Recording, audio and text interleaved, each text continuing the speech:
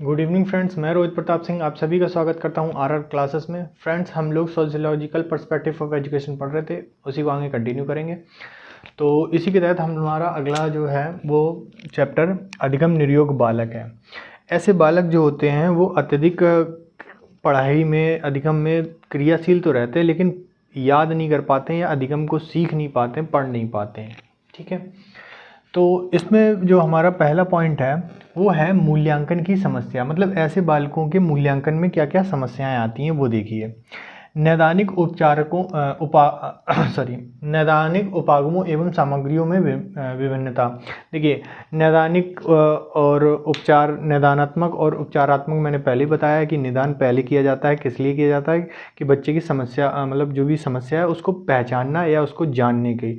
उसके बाद जब हम जान जाते हैं तब उपचार करते हैं। निदानात्मक पहली क्रिया है, उपचारात्मक दूसरी क्रिया है। ठीक है, तो निदानात्मक जो हम बच्चे के लिए जो भी टूल्स इस्तेमाल करते हैं या जो भी विधि इस्तेमाल करते हैं उसमें जो है सामग्री में विभिन्नता होती है। ठीक है, तो कहीं ना कहीं हम बच्चे की सटीक उसकी जो जानकारी है, जिसकी जो समस्या है उसका पता नहीं लगा पाते, और जब सही समस्या का पता नहीं लगा पाएंगे तो हम सही से उसका उपचार भी नहीं कर पाएंगे। परीक्षण में विश्वसनीयता एवं वैधता में संदिग्धता।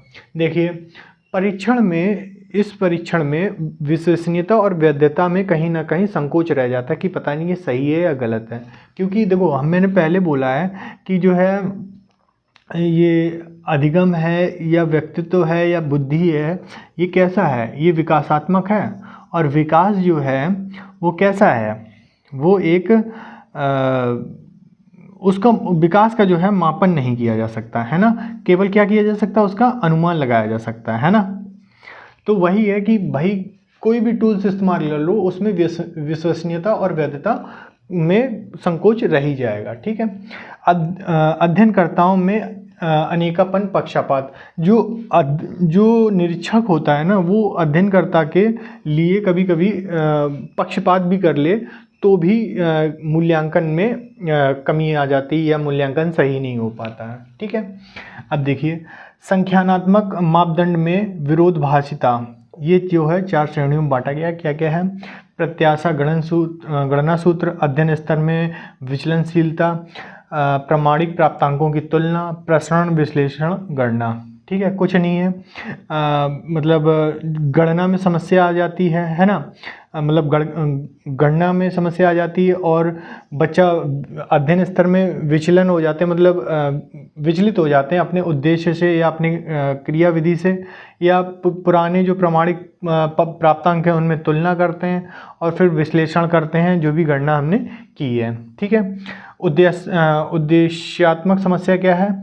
शिक्षा का उद्देश्य, अनुसंधानकर्ता मतलब रिसर्च वाला है ना, सामाजिक कार्यकर्ता का उद्देश्य और परामर्शदाता का उद्देश्य। ये कुछ उद्देश्य में समस्याएं। अगर इन सभी में उद्देश्यों को सही से, इनके उद्देश्य सही से नहीं बिठाए गए या शिक्षा का उद्देश्य गलत है, तो फिर क्या नाम है, मूल्यांकन में, मतलब ऐसे बच्चों के मूल्यांकन में या उनके अधिगम में भी समस्याएं आएंगी। ठीक है, जो भी कार्य कर रहे हों उनकी में।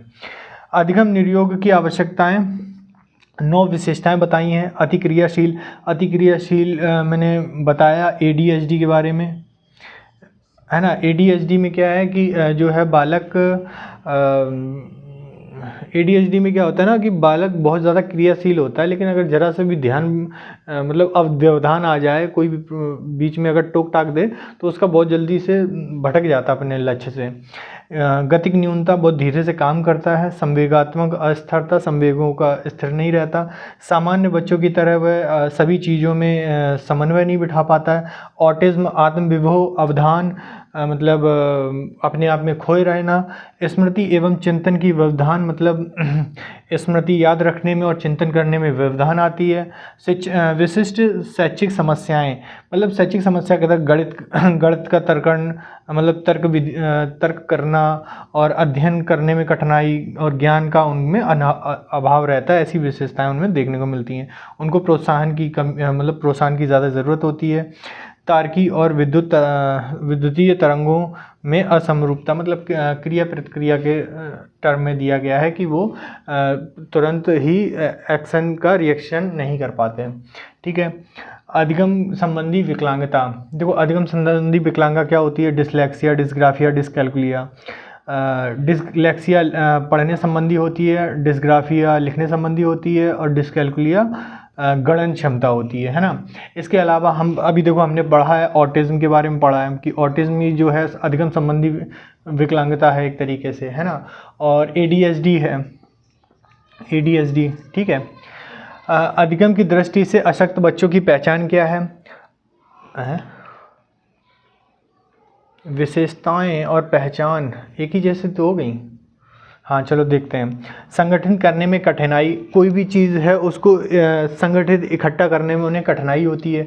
कार्य करने में देरी होती है, याद करने में दिक्कत होती है। देखो कार्य करने में देरी कहाँ पे है? गतिक न्यूनता होती है। कार्य करने में देरी, याद करने में दिक्कत, स्मृति में व्यवधान होता है, अनुसरण करने में दिक्कत, थोड़े व्यवधान में ध्यान भंग। अरे ये तो पूरे वही हो गए 9 विशेषताएँ। ये ध्यान भंग जो है वो ADHD हो गई।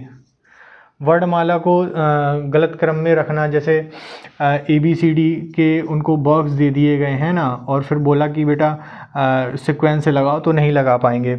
ये देखो 6 को 9 पढ़ता है, 3 को 8 पढ़ता है, B को D पढ़ता है। अब बताओ ये किस तरह की विकलांगता है? कमेंट करो।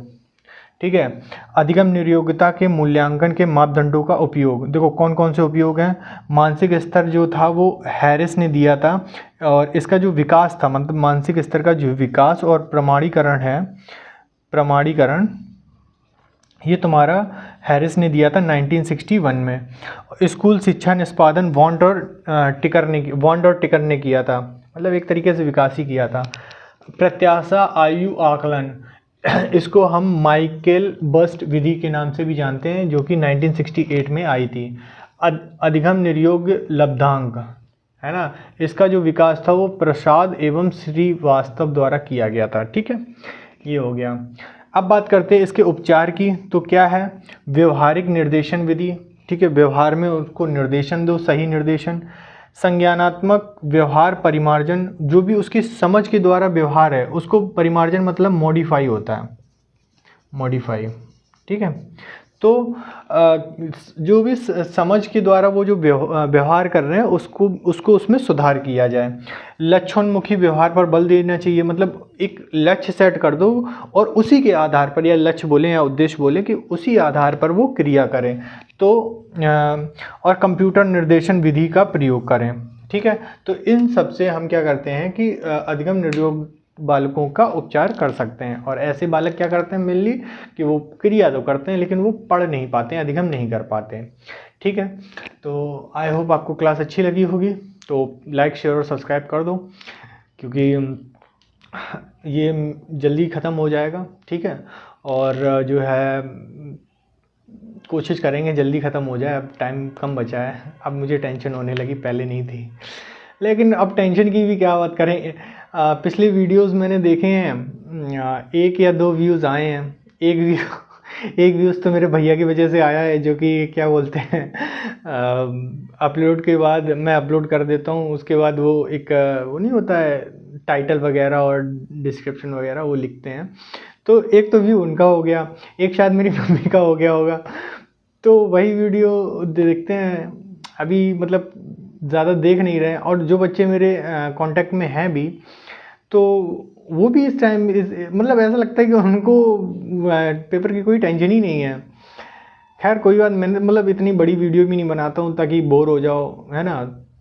लेकिन अगर जो मेरे कांटेक्ट में इस टाइम पीरियड में हैं, तो अगर वो वीडियो देख रहे हैं तो प्लीज़, मैं जिस टाइम पे डाल रहा हूँ कम से कम पुरानी वीडियो को कंप्लीट करके, मतलब पैरेलल तो आ ही जाओ, कि सोच रहे हो कि हाँ हो जाएगा तब देखेंगे, तो ऐसा नहीं है, पहले आ जाओ बराबर में, नहीं तो मैं वीडियो डाल रहा हूँ और फिर आप लोग कहो कि कंप्लीट नहीं कर पाए, है ना। चलिए फिर कल मिलते हैं, ओके, चलिए, थैंक यू।